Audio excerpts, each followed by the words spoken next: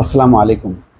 গণতান্ত্রিক চিন্তা চেতনা এবং ধ্যান ধারণায় ভারত যে এখনো এগিয়ে আছে তার একটি বড় প্রমাণ রাহুল গান্ধী নিজে। দল এবং জোট তাকে বলেছে লোকসভায় বিরোধী দলের নেতা হিসেবে তিনি যাতে দায়িত্ব নেন, কিন্তু তিনি রাজি নন। 2019 সালে যে নির্বাচনের ব্যর্থতার পর তিনি কংগ্রেসের দায়িত্ব ছেড়ে দেন। তারপর থেকে কিন্তু তিনি কোনো পদ পদবিতে আর আসেন না।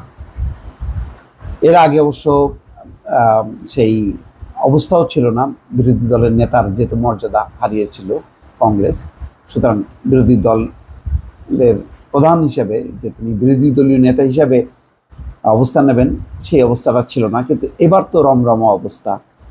কংগ্রেসের 99টি আসন, ইন্ডিয়া জোট মিলে 232টি আসন, তো সেই জোটের তিনি বিরোধী দলের নেতা হবেন, মানে খুবই একটি কঠিন অবস্থা।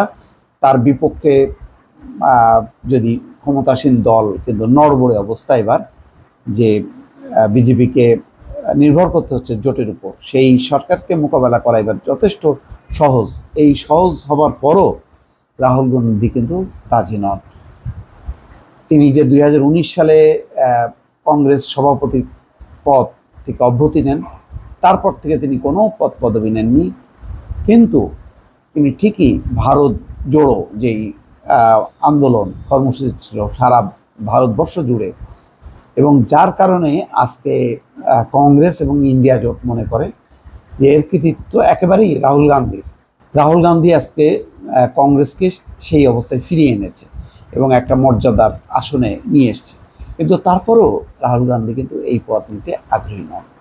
দর্শক, খবরে বলা হচ্ছে কেটে গেছে 10টা বছর, কিন্তু ভারতের লোকসভায় বিরোধী দল নেতার পদটি ফাঁকাই ছিল।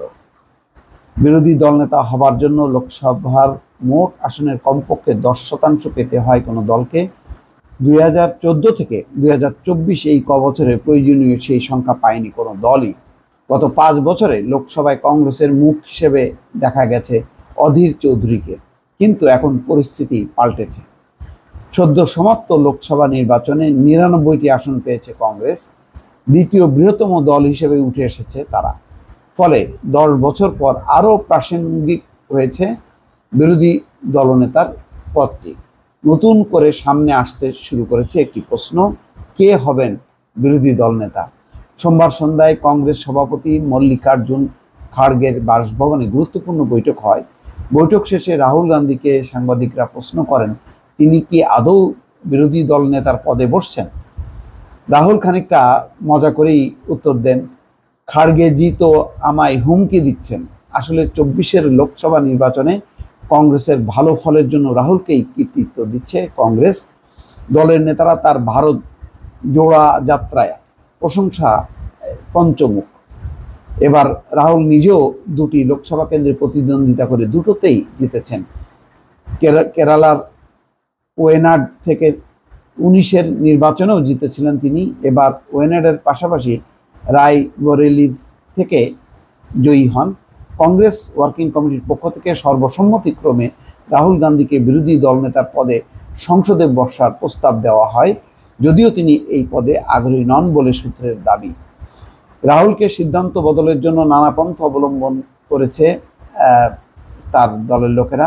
সোনিয়া গান্ধীও রাহুলের মত পাল্টানোর জন্য বোঝাচ্ছেন বলে খবর। 2019 সালে লোকসভা নির্বাচনে খারাপ ফলাফলের দায় নিয়ে কংগ্রেস সভাপতি পদ থেকে ইস্তফা দেন রাহুল গান্ধী। তারপর থেকে আর কোনো পদের দায়িত্ব গ্রহণ করেননি তিনি। বিরোধী দলনেতার পদের মর্যাদা একজন ক্যাবিনেট মন্ত্রীর সমান। দেখেন, একজন ক্যাবিনেট মিনিস্টারের সমান বিরোধী দলনেতা, বাংলাদেশে যেমন। তো বাংলাদেশে তো এই বিরোধী দলের নেতা হওয়ার জন্য যেই পরিমাণ রওশন এরশাদ এবং আমাদের এই জিএম কাদেরের মধ্যে টানাটানি হাসরাহাসরি, তা তো দেখলেনই। এবং এবারও তিনি মরিয়া ছিলেন। তো সেই তুলনায় দেখেন রাহুল গান্ধীর কোনো প্রতিক্রিয়া নেই এই পদ গ্রহণের ব্যাপারে।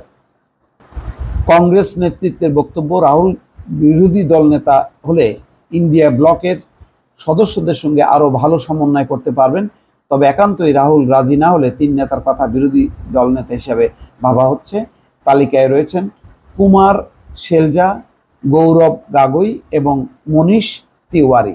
এই তিনজন হতে পারেন। যদি রাহুল না হয় তবে বেস্ট চয়েস হচ্ছে রাহুল গান্ধী। রাহুল গান্ধী হলে তিনি কংগ্রেসকে যেমন প্রতিনিধিত্ব করবেন, জোটকে প্রতিনিধিত্ব করবেন, সবচেয়ে বড় কথা হলো তিনি যে পরিমাণ তার শিক্ষা দীক্ষা এবং তীক্ষ্ণ বুদ্ধি, সেটা দিয়ে তিনি প্রতি মুহূর্তে মানে বিজেপি এবং বা এনডিএ জোটকে কুপঘাত করতে পারবেন। সেই ক্ষমতা কিন্তু রাহুল গান্ধীর আছে। দেখা যাক শেষ পর্যন্ত কি হয়। দর্শক ভালো থাকবেন, আল্লাহ হাফেজ।